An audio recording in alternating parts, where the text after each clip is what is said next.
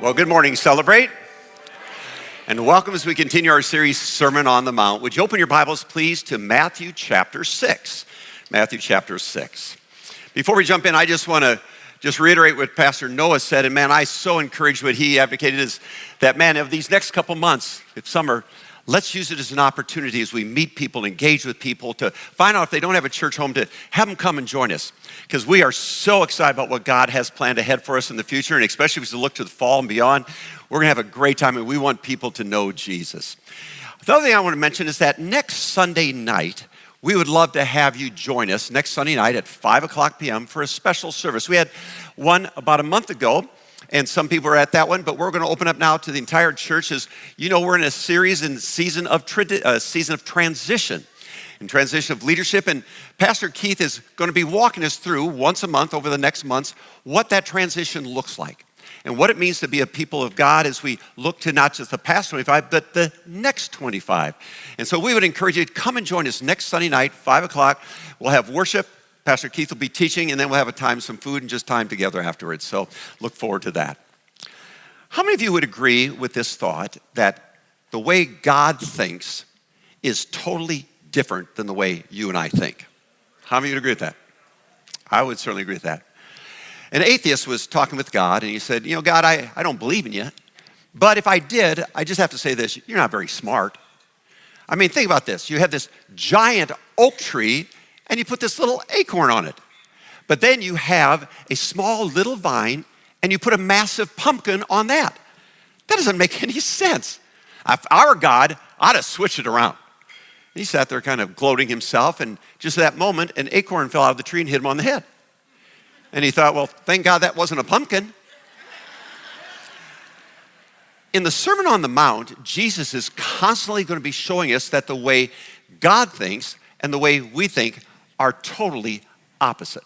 In fact, years ago, I had someone tell me, Reed, if you want to succeed in any area of your life, study what the average person does, study everything they do, and then do the exact opposite.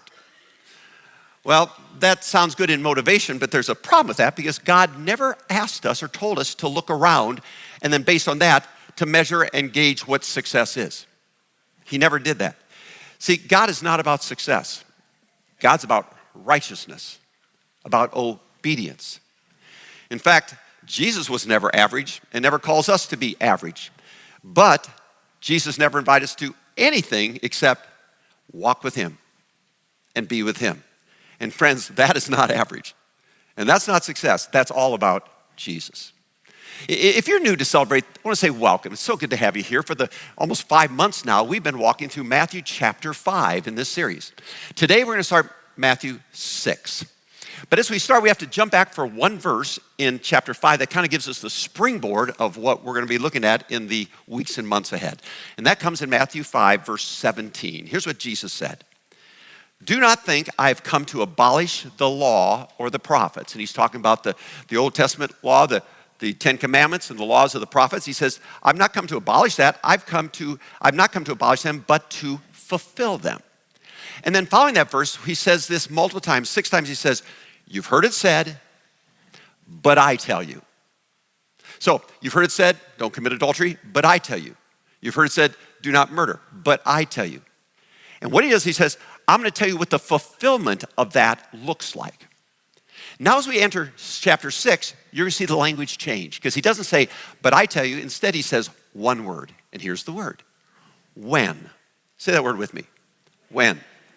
Jesus is telling his listeners who he is and what he came to do. So chapter 5 shows the heart, what it means to meet Jesus. Chapter 6 now is going to show the how, the hands and feet of what it means to be Jesus. In the Bible, it talks about that we are called to be perfect, just like Jesus was perfect. And you might think, there ain't no way. But here's the reality. If Jesus is our role model and the example of how we're to live our life, that's the perfection that he's talking about. So we're to be like him. So it's very simple.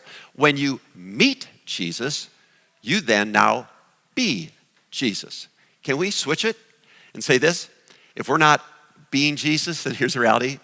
We haven't met Jesus. So with that kind of a background, let's stand and let's read together Matthew 6. In fact, I'll read it. You follow along because I'm going to read out the New Living Translation. Here's what it said starting in verse 1. And I love the first two words. Watch out, which means get ready. Watch out. Don't do your good deeds publicly to be admired by others, for you will lose the reward from your Father in heaven. When you give to someone in need, don't do as the hypocrites do, blowing trumpets in the synagogues and streets to call attention to their acts of charity. I tell you the truth, they've received all the reward they'll ever get. But when you give to someone in need, don't let your left hand know what your right hand is doing. Give your gifts in private, and your Father who sees everything will reward you. Heavenly Father, I'm going to ask that would you, through your Holy Spirit, would you speak into our hearts today? And God, we want to hear your word, not a word of a human, but your word. And God, as we hear it, God, reveal in our hearts any part of us that has not been obedient to that. God, show us that, will you? Because God, we want to meet Jesus, but we want to be Jesus, and that's what you called us to do. So we say thank you in advance what you're going to teach us. We ask this in your name, and all God's people said, you may have a seat. Whenever you and I study the Bible, one of the things we should always look for is repeated words. If it's repeated more than once, we should pay attention to it. Right away, in the 4 verses we read, you see 3 words that are said twice. And here's the words. When you give. Say those words with me. When you give. One more time. When you give. He didn't say if you give. He said when you give. I think it's, most Christians do not understand how many times the Bible talks about money. Give you a perspective. There are 500 verses in the Bible that talk about faith and prayer, 500. There are 2,300 verses in the Bible that talk about money, possessions, wealth. In fact, almost 40% of all Jesus' parables deal with money and possessions. It's his number one topic. Why would Jesus talk so much about money? Very simple. It's the number one competition for your and my heart. It is. In fact, you and I, we can live without a kidney. We can live without an arm or a leg or an eye or an appendix. We can live without, you and I cannot live without a heart.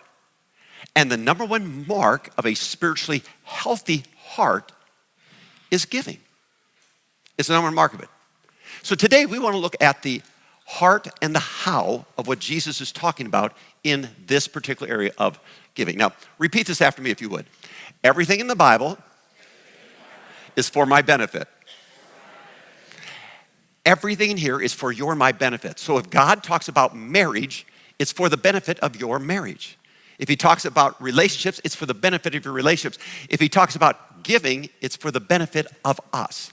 You and I have to understand that. So with that in mind, who's ready to learn from Jesus? Ready? All right, turn to the person next to you and say, get ready. Let's look at 3 keys on why to give. And can I encourage you, whenever God's word is opened up, whoever is sharing, take physical notes on your phone or somewhere. And here's why. You never learn to learn. Never learn to learn. Always learn to teach. So while some people might say, oh, I've heard something like this before. No, you learn to teach it to your children, to your grandchildren, to others that God's going to put you around. So I encourage you to take some notes. Here's the thought of why to give, the heart. Here's the first reason why to give. It's a main value of God. It's a main value of who? Exactly. Everything that you and I do comes out of values. This is not only a main value of God, it's a characteristic of who God is. Pastor Chris talked about this last week when he said that God is a very generous God. One of God's main characteristics, attributes, is he is a giver. Now, you and I, everything that we do, we will do either out of one of our values or how we think. In fact, a few weeks back, we used some of the props up here to help understand that if you and I think a certain way about God, it's how we will deal with people. So if you and I think that God is a relationship we have to earn, okay, then what's happened, we will value other people and think the same way of them. If we think that God is someone who as a trash can that holds all of our garbage against us, ready to pull it out, well then that's our value. We will do that to other people. If it's behind a door and kind of a fence, I should say, and we're looking at it at a distance, then that's what we'll do with other people. If it's an open door, then we will do that with other people as well. Giving is one of the top values of God. In fact, John 3:16, probably the best known verse in the Bible, says, "For God so loved the world that he gave." That's his characteristic. So if you and I are followers of Jesus, we're in the family of God, then it's a value of the family. It's who should be a characteristic of us. It's one of God's main values. See, when you and I are generous, when we give, we're showing a characteristic of God. When we're not, we show that we don't understand and we potentially are not a part of that. In fact, understand this, giving is a commandment of God. It's not a suggestion when you give. Unfortunately, I think there's a lot of followers of Jesus that don't understand that, at least to the degree. You maybe heard of the $100 bill and the $1 bill that we're talking. And the $100 bill was sharing all the different places that he had been. He said, "Oh my word, I have been to some great restaurants." And was sharing all the different restaurants that he had been to. And then he started sharing about all the different shows and attractions he had been to. And then he started talking about all the different clothing shops and boutiques he had been to. And oh man, it was so great. And then he turned to the $1 bill and said, "So where have you been?" $1 bill sat there for a minute and said, "I've been to church." Think about that, because unfortunately, that's true. See, giving to help others is a response of God's goodness to us. Now, you know this phrase, God is good, and all the time. Have we thought about, though, how good God really is? And all the things that he gives us that are free, his love, his forgiveness, eternal life, rain, a sunset, rain, flowers, maybe more rain. In fact, do this. Take a deep breath in right now. Take a deep breath in. Let it go. That was a gift that God gave you right now. Nothing we did to deserve it. See, God gives us so much, but why does he give it to us? Well, 2 Corinthians 9 tells us, "And God will generously provide all you need. Then you will always have everything you need and plenty left over to redo your house. Plenty left over to take a great vacation. Plenty left over to buy a new car." Is that what he says? It says, what? Have everything you need and plenty left over to do what? Share with others. Every day I remind myself of two things. I remind myself of what I deserve that God doesn't give me. I deserve separation from God. I deserve hell. He doesn't give that to me through Jesus. But then I also remind myself of what I don't deserve that he does give me. His grace, his mercy, his love. I don't deserve that at all. See, I have to treat others the way God treats me. So God gives, what do I need to do? I need to give. In fact, here's what it said in 1 John 3. "If anyone has material possessions and sees his brother in need but has no pity on him, how can the love of God be in him? If you meet Jesus, you be Jesus." Let's cross it again. If we're not being Jesus, we haven't met him. So why? What's the heart of giving? Why give? It's almost the number one value of God. And it should be of his family as well. Here's the second reason, though, why we give. It expands the kingdom of God. What does it expand? The what? Kingdom of God. In Jesus' day, the government did not have social programs to help those in need. There was no such thing. And so it was the money that was given in the synagogue that was then distributed to those in need. That's how it was done. Now, our giving should go beyond just humanitarian efforts. Now, humanitarian efforts are good. They are good. Obviously, disaster relief, all the different things of it, feeding the hungry and the needy, absolutely, absolutely.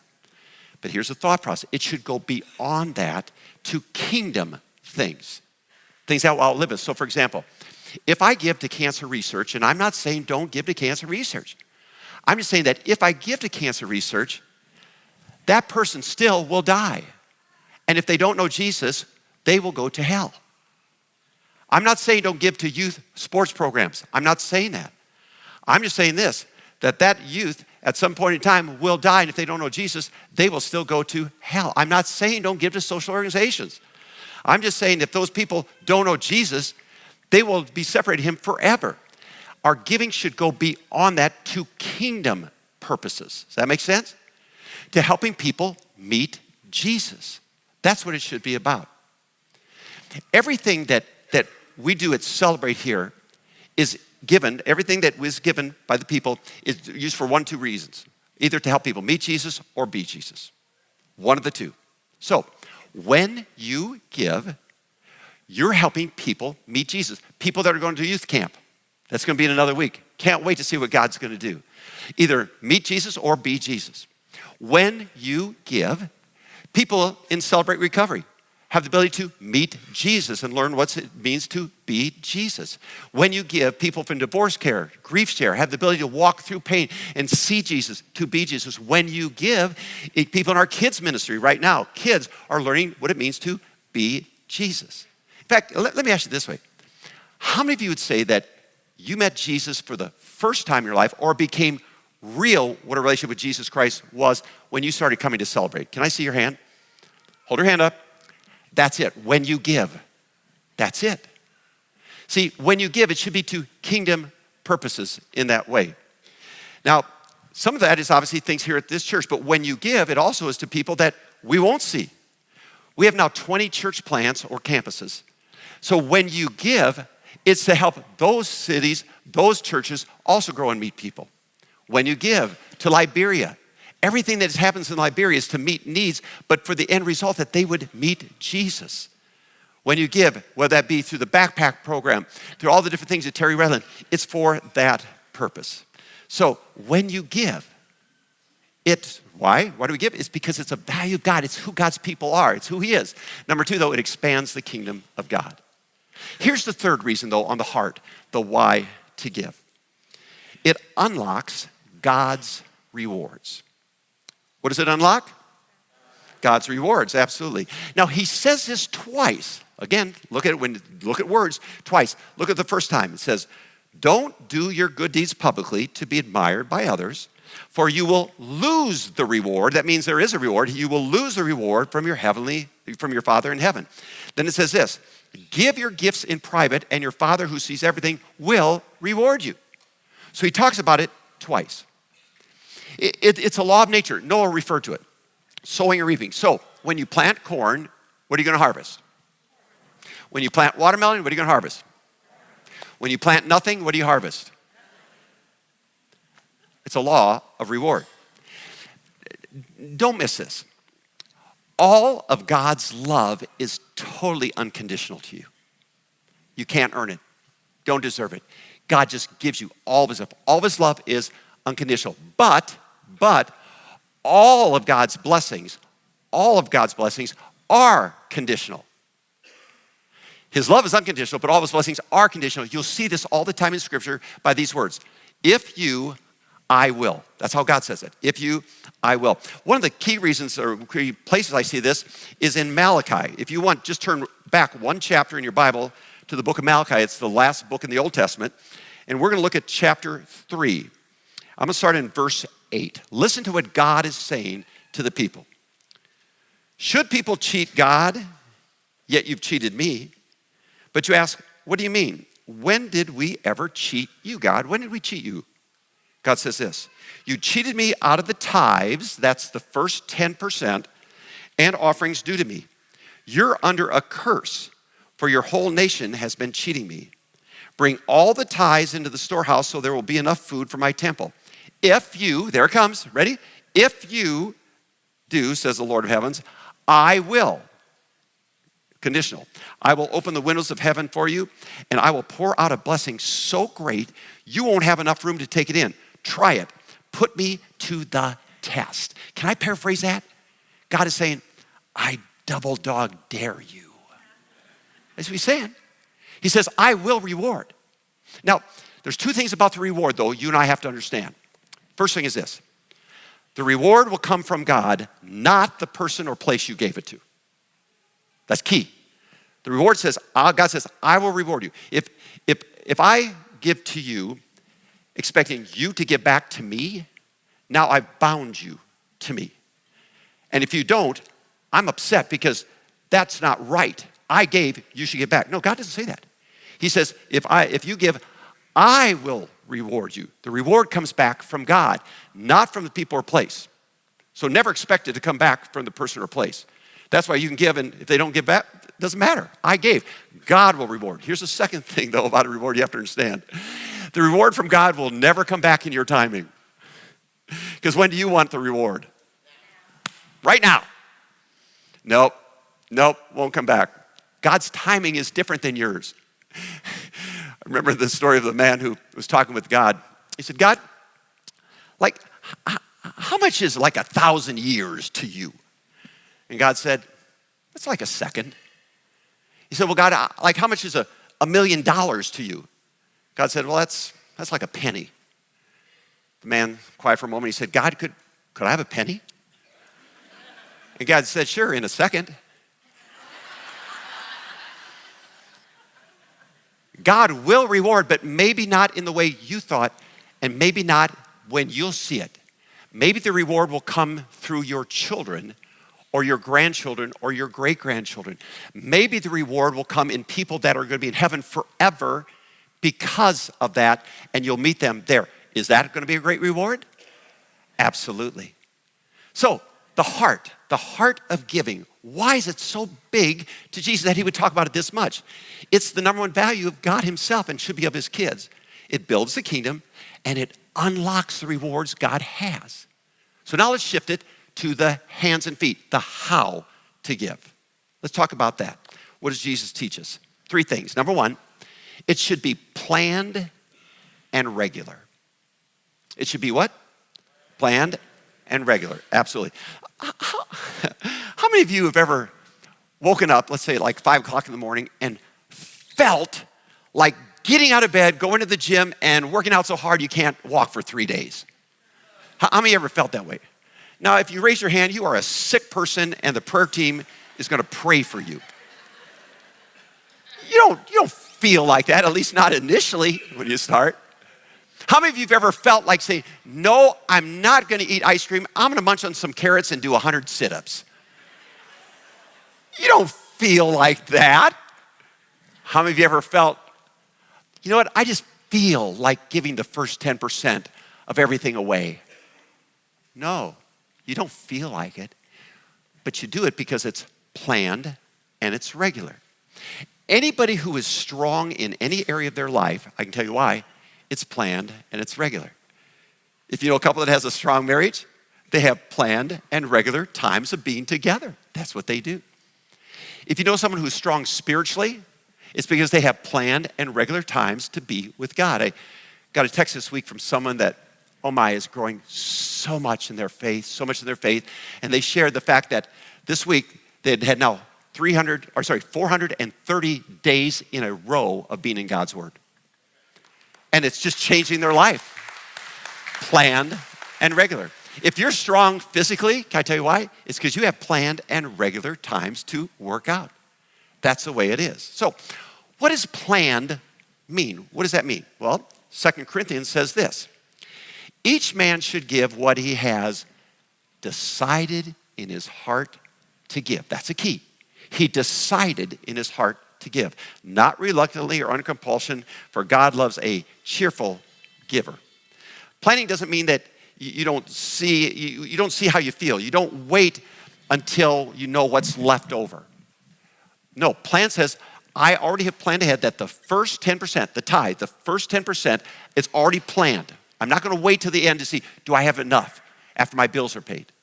So if I make $10, I give $1. If I make $100, I give $10. That's planned. What's regular look like? Well, 1 Corinthians says it this way. On which day of the week? First, exactly. On the first day of every week, each one of you should set aside a sum of money in keeping with his income, saving it up so that when I come to no collections will have to be made. The answer to when is regularly. If you're paid once a month, give once a month. If you're paid twice a month, give twice a month. Can I offer a suggestion? You saw it, you heard, in the video, you saw it. Nick and Allie talked about it. Give online. When you set it up online, it's just automatic. You don't even have to think about it. It's just done. It's a great way to do it. But can I make a separate suggestion to you? When you give, I'd encourage you, don't use a credit card or a bank card.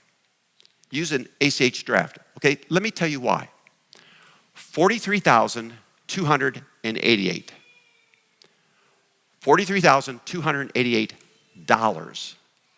That's how much the church paid in the last 12 months to credit card companies and banks for processing fees on money that was donated to the church. Now, friends, that's almost enough to pay for the entire summer backpack program for 7,000 students to have food all summer long. I would rather money go to them than go to the credit card companies personally. So could I just consider you consider that? So how to give? It's planned and it's regular. But here's the second one. No honor or attention to me. No honor or attention to me. I was looking at some stuff this week and I was kind of stunned, to be honest with you, over some numbers. As of 2 months ago, this is 2 months ago, 3.1 billion, that's with a B, billion people use Facebook. That's 37% of the entire world's population, that would include children. Interesting, 1.5 billion people use TikTok every month. There are 5 billion people in the world that use social media. That is 67% of the world's total population. And the average time an individual spends on social media in the world is 2 hours and 20 minutes per day. Now, here's the question I have for you. Here's the question. Of all the things in social media that people post, what's the number one topic they talk about? Themselves. Am I right? It's the number one topic they talk about. We are a selfie-driven world. Say 92 million. That's how many selfies are taken every day. And then we come to Jesus, and Jesus says, no, nothing about you, nothing about you. Everything should point to one person, including our giving, and that is God. In fact, here's how he said it in Matthew 5. He says, let your light shine before men that they may see your good deeds and praise who? Your Father in heaven. Everything should point to God, to make him known, him seen, nothing to us. It's an audience of one, friends. An audience of one. It is God and God only. But we don't always act that way. And in that day, the Pharisees, the religious leaders, certainly didn't. In fact, if you look back at what Jesus said in verse 2, he talks about it. He says, when you give to someone in need, don't do as the hypocrites do. He's talking about the religious leaders, blowing trumpets in the synagogues and streets to call attention to their acts of charity. I tell you the truth, they've already received the reward that they'll get. See, in Jesus' day, there was a trumpet that signaled it was time to give. And when the trumpet sounded, all the religious leaders had all their religious apparel on, and they rushed on the street, gathered people around them, and they led the procession to give. Yeah, what a great show, what a great crowd. In fact, here's how it says it in John 12. It says, they loved praise from men more than the praise of God. In fact, Jesus really goes after it. In Luke 11, he says this. He's talking to the Pharisees. He says, what sorrow awaits you, Pharisees, for you are careful to tithe even the tiniest income from your herb gardens, but you ignore justice and the love of God. Then he says this, you should tithe. So he says, I didn't abolish the law. You should tithe. But he says this, do not neglect the more important things, the hard things. What sorrow awaits you, Pharisees? For if you love to sit in the seats of honor in the synagogues and receive respectful greetings as you walk in the marketplaces. See, these religious acts were all a show. And Jesus uses a hard word on them. He calls them hypocrites. And if you don't understand anything of the root of that, it came from the Greek where a hypocrite was an actor who would take a mask, put a mask on, and pretend to be somebody else. Jesus says, you're just a hypocrite because I know your heart. I love this story of a small town college that it was going to be Parents' Weekend, and all the parents were coming in. And there was a bar that was frequented by many of the students, and the bar ran this ad. It says, for Parents' Weekend, bring your parents for lunch Saturday. We'll pretend we don't know you.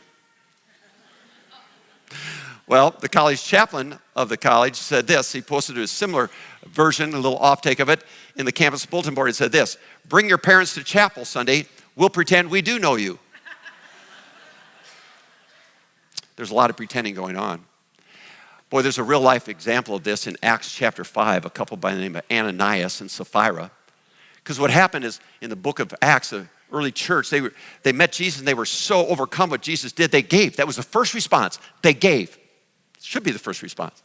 But they started even selling things, just things that they had so that the money could be given to the poor. Well, this couple, Ananias and Sapphira, sold a piece of land. That was their choice. They didn't have to. They sold it. They sold it for a price, and they could have given whatever part of that or nothing that they wanted.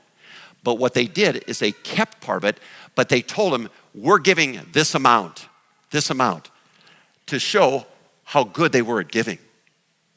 Well, Ananias was confronted by Peter, and Peter said, is this the amount that the land that was sold for? Is this the total amount you gave? He says, yep, it is. Peter said, why are you lying? You're not lying to us, you're lying to God. And instantaneously, he was dead. They carried him out, buried him. His wife wasn't there. She came in a couple hours later, and Peter said, hey, question, is this the amount you said is that the amount that you gave? They said, yep. She said, why would you lie? We just buried your husband. We're going to bury you right now. And she died instantly. And it says that fear swept the church. Because God says, no, it's about the heart. That's the key on this. See, Jesus says, don't do religious things simply so that you think you get a reward. Now, you'll get the reward here, but I won't have a reward for you there. See, the reward we should seek after is simply this, God's approval. That's it. And then he says a crazy thing. He says, don't let your left hand know what your right hand's doing. What does that mean? He says, okay, so not even the approval of others, but don't even recognize yourself. Because, man, I gave this much, and I gave this much this year, and man, that's pretty good. That's pretty good. And the left hand goes, really? That is good. Here, let me come over here. Good job, buddy. Good job. Says, no, don't even do that. Only one person gets the honor, and it's God. See, we have to always remind ourselves that we give to God, not to man, because it's all God's anyway. Nothing I have is mine. Nothing. It's not my money. It's not my house. It's not my car. It's not my kids. Nothing. It's all God's anyway. We give back. So, how to give? Planned and regular. No honor or attention to me. Here's the last one. No benefit back to me. No what? No. Not even no attention, honor, but no benefit back to me. We are people who focus on what's in it for ROI, return on investment. What's the reward? What's the reward? If I bring flowers home to my wife, is that a good thing? And that was the women saying yes. The men are still thinking about it. Okay, that answer's yes. That answer's yes. If I bring flowers home to my wife for the intent of getting something later, that's manipulation. It didn't come out of a heart to give. If we give to God thinking, well, now God will give me more, God will give me a reward now, that others will notice, those kind of things, no. God says, don't even have any thought of benefit to you, none at all. You know, Pastor Keith and I have both been in ministry many, many decades, and we would both tell you, we have seen this, we have seen it, we've seen it. When people give to the church, and because they gave to the church, now they'll tell you, here's the music that we want. Here's the kind of messages that we want. Here's the kind of programs we want. And if that doesn't happen, then we're going to take our money and we are going to go somewhere else. We've seen it. We've seen it. And Jesus says, no benefit at all. You probably, like many people, maybe have a credit card. And I'm going to guess that most likely you have a reward on your credit card. Something. Could be airline miles, could be cash back, could be some kind of benefits. Because, okay, well, we're going to use it anyway. That's smart. But in God's kingdom, no benefit back to me. In fact, can I say it this way, that when I give, even to the church, I don't ever use my credit card.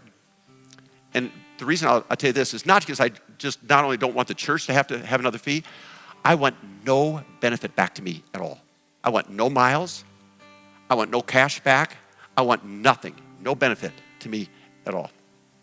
It's all about God. He gave it all. It's an audience of one. So let's finish where we started. How many of you think that God thinks totally different than we think? Absolutely. God challenges us to be kingdom people. Think the way of the kingdom. Kingdom people are moved by God's love. We love because he first loved us. We give because he what?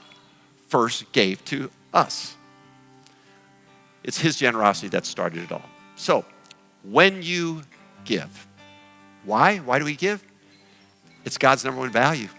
It's who he is. It's what the family does. Okay? But it builds and expands the kingdom of God, and it unlocks God's rewards.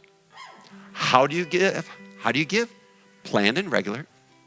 No attention to me, no honor, attention to me, no benefit to me. Last verse.